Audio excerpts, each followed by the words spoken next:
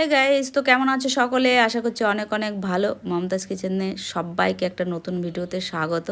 আজকে নিয়ে চলে এসেছি একটা নতুন দারুণ রেসিপি, সেটা হচ্ছে কাতলা মাছ ভাপা। তাই চলো, দেখো কি সুন্দর লাগছে না দেখতে। পুরো রেসিপিটা দেখার অনুরোধ রইল, আশা করছি অনেক ভালো লাগবে। যারা ফেসবুক থেকে দেখছো পেজটি ফলো করে রাখবে, আর যারা ইউটিউব দেখে রাখছো প্লিজ আমার চ্যানেলটি সাবস্ক্রাইব করে নিও। তা চলো বেশি কথা না বলে ভিডিও শুরু করা যাক।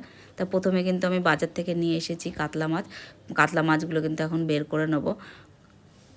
কাতলা মাছ সঙ্গে কিন্তু আমি নিয়ে এসেছি আরও অন্য রকমেরও মাছ। দেখো কি মোটা মোটা পিসগুলো, মানে এত বড় বড় ছিল মাছগুলো, তার জন্য কিন্তু আমি নিজে বাজারে গিয়েছিলাম, তার জন্য কিন্তু আমি এরকম করে কেটে নিয়ে এসেছি। মানে ওরাই বলছিল যে এমনি করে দিই তাহলে সুবিধা হবে। আর এখানে আছে দেখো ট্যাংরা মাছ। ট্যাংরা মাছ কিন্তু ধুয়ে রেখে দেবো। ট্যাংরা মাছটা কিন্তু আজকে রান্না করব না।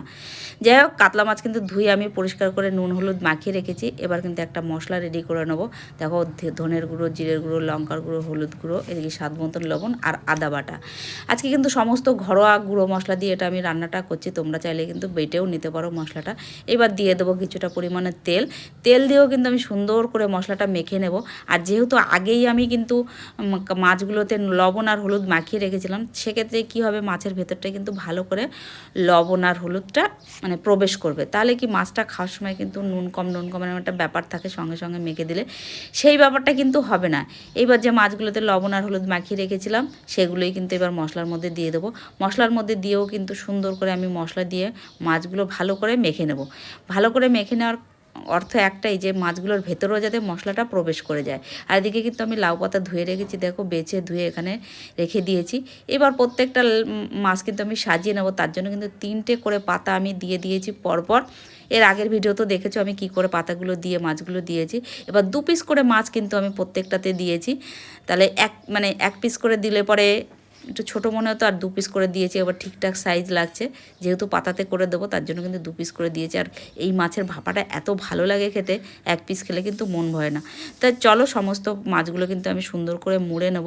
এই দেখো আমার মোড়া হয়ে গেছে, মানে মোড়ার ভিডিওটা আমি দেখাতে পারিনি, সরি। আর এদিকে কিন্তু আমি কড়াই বসিয়ে দিয়েছি, এগুলো কিন্তু ভাপা করে নেবো। আর কড়াইয়ের নিচে কিন্তু জল দিয়ে দিয়েছি। তোমরা চাইলে কিন্তু অনেকে আছে এটা ভাতের মধ্যেও দিয়ে দেয়, সেক্ষেত্রেও ভালো হয়। তাতে কি ভাতের কালারটা একটু সবুজ হয়। যারা সবুজ কালারের ভাত খেতে পছন্দ করো তারা কিন্তু এটা দিতে পারো। দেখো সাইডে কিন্তু আমার ভাতও হয়ে গেছে, আর অন্য অন্য রান্নাও কিন্তু আমার হয়ে গেছে। সমস্ত মাছগুলো কিন্তু আমার সাজানো হয়ে গেছে। এবার ঢাকা দিয়ে 40 থেকে 45 মিনিট এটা রেখে দেবো।